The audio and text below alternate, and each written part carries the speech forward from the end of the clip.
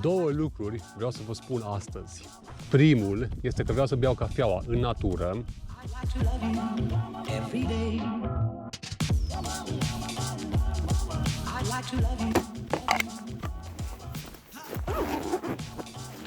Hai să mergem mai departe și vă spun partea a doua.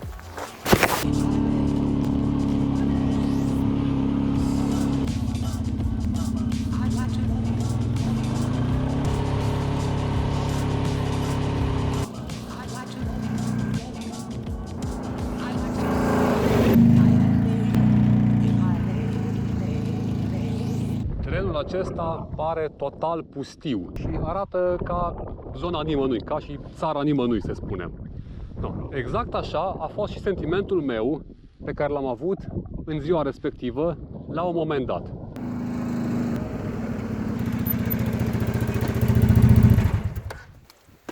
Al doilea lucru, care e faza cu poliția de fapt? Ce s-a întâmplat? Hai să vă povestesc.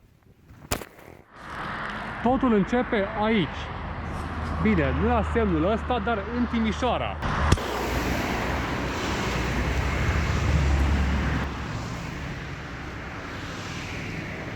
Mergeam pe malul Begăi, din partea aceea, și am venit pe partea aceasta de șosea, ca să traversăm Bega. Iar în partea opusă, când am mers către scări de a coborî jos, exact aici, pe scări, jos, era o persoană căzută. Inițial, în primele secunde, am crezut că este o persoană care se odihnește. Mai erau încă două persoane lângă el, așa că am crezut că sunt împreună. Dar, după câteva secunde, mi-am dat seama că ceva nu este în regulă. Omul, de fapt, l-a atins pe jos pentru că tocmai căzuse pe scări. Prietena mea a început să-i acorde primul ajutor, iar eu am început să sun la 112. Până aici totul în regulă. Mă rog, în regulă. Era mai în regulă dacă nu se întâmpla așa ceva. Eu nu știam exact cum să explic operatorilor de la 112 unde mă aflu. Așa că, ce am făcut?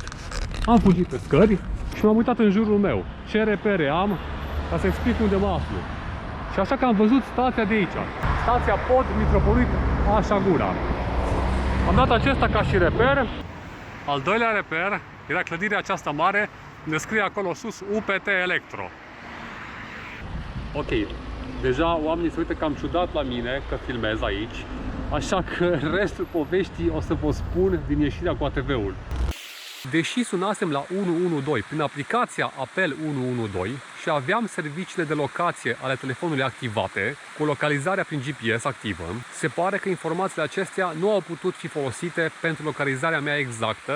112, ce urgență aveți? Bună ziua, mă numesc. Am găsit o persoană care căzuse pe scări. Și a alunecat pe scări? A alunecat pe scări, asta i-a fugit piciorul, nu știe de cât timp se află căzut, e conștient și suntem la stația Pod Mitropolit Așaguna.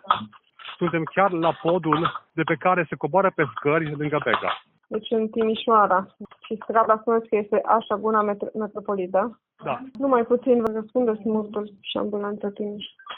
Iisus Măr, bună seara! Bună seara! Domnul, ce s-a întâmplat la dumneavoastră? Am găsit un domn care s-a căzut pe scări. E în interior? Nu, în exterior. Pe care scări în exterior? Unde? Scrie aici la intrare pe pod, Pod Mitropolit Așaguna. Universitatea Politehnică. Aveți datele mobile activate? Da. Și locația activată și date mobile. La Rivier, peste drum de Rivier. Alo, Alo, bună ziua! Mă auziți acum? spune ce s-a întâmplat, vă aud. Pe ce stradă vă aflați? Sunt la stația Pod Mitropolit Așaguna. Nu cunosc Timișoara foarte bine. Am locații activate pe telefon dacă se poate localiza pe baza aceasta. Suntem aproape de Universitatea Politehnică Timișoara de Electro. Văd ceva pe Electro sus pe clădire. Stați că merg până la intersecție să vedem dacă pot vedea ce stradă este. Bine, așteptați ambulanța, că oricum nu știți. Sănătate! Întrebarea mea este de ce mai există o astfel de aplicație care se presupune că transmite locația telefonului dacă astfel de informații în situație de urgență nu sunt folosite.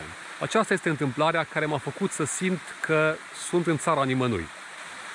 Bine, poate este puțin cam exagerat din partea mea să mă exprim așa, dar totuși ideea este că fiecare dintre noi ne bazăm pe un sistem care ar trebui să ne ajute în caz de urgență. Și eu, unul, așa m-am simțit la momentul acela. Ceva de genul că degeaba am GPS-ul activat, Facebook și Google mă pot localiza instant, cu o precizie de câțiva metri, dar serviciile de urgență, de ce nu fac asta? Ok, să mergem mai departe. Așteptând acolo, mă uitam mereu în jurul meu după ambulanță, dar nimic. În schimb, am văzut o mașină de poliție și am făcut semn să oprească. A tras pe dreapta, chiar lângă mine, și le-am explicat ce s-a întâmplat. Domnii polițiști s-au purtat foarte profesional și au așteptat acolo până la sosirea ambulanței, chiar lăsând girofarurile pornite, probabil pentru a putea fi un reper mai bun. După încă 19 minute, la recomandarea agenților de poliție, am sunat din nou la 112. 112, ce urgență aveți? Bună ziua! Am sunat și acum aproximativ 10 minute la dumneavoastră în legătură cu un om care a căzut pe scări în Timișoara. Da. Rămâneți la telefon. Da. Imediat vorbim din nou cu echipajul. Bună ziua! Deci revenire, da? Da, Deci din Timișoara sunteți. da, din Timișoara, da. Sigur au plecat echipajele spre dumneavoastră. Care-i starea bolnavului? Își pierduse conștiința și acum s-a revenit puțin. Cât de cât? Bine. Acum s-a revenit puțin, dar mai înainte pierduse conștiința. Păi și când ați mai sunat la noi? Aproximativ acum 10 minute, 10-15 minute. Deci Timișoara, da? Vladimirescu? Tudor Vladimirescu? Da, cu Mihai Viteazu. Suntem și cu un echipaj de poliție între timp. Se pot vedea girofarul. A ajuns acolo, da? Da. Bine, anunțăm. Bine? Mulțumesc. Bine, la revedere. Într-un final, mă sună șoferul de pe ambulanță să-mi ceară o locație mai precisă, că lui i-a fost transmisă ca și locație doar numele unei străzi. Îi explic exact unde să ajungă, mă ajută și agenții de poliție în cazul acesta și după 4 minute ajunge la noi. Ne dați, vă rog, un reper, că noi n-am primit numai că pe totul Vladimirescu, dar nu știm unde să venim. Ca să vă spun acum, deci suntem lângă facultatea de electro, de UPT. Intersecție Tudor Vladimirescu cu Mihai Viteazu. Cum treci podul spre centru. Bine, cu Mihai Viteazu, colț cu Mihai Viteazu. Bine, haideți să venim acolo.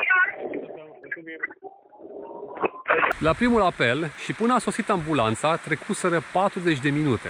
În acest timp am încercat să explic locația de cel puțin 4 ori, având și GPS-ul activat de pe telefon și sunând la 112 prin intermediul aplicației de fiecare dată. Aplicației Apel 112. Acum, nu pot să acuz că de ce a durat atât de mult până să vină ambulanța. Suntem în plină pandemie și există anumite protocoale care trebuie urmate. Sunt convins de chestia asta. Iar multe ambulanțe probabil că sunt echipate pentru a acorda ajutor pacienților afectați de COVID. Și în plus, în situația de față, era necesar să vină o ambulanță cu medici, ceea ce probabil a durat și mai mult până o astfel de ambulanță a devenit disponibilă.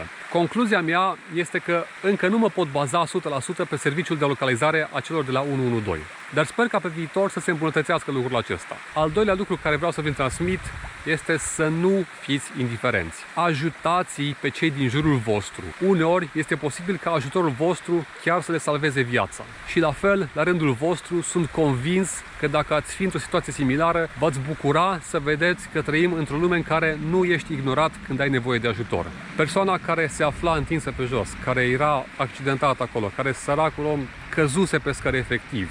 Nu știu cine ești, dacă vezi clipul acesta, sper că ești bine. Iar mesajul meu final către toți cei care mă urmăriți este: nu fiți indiferenți. Every day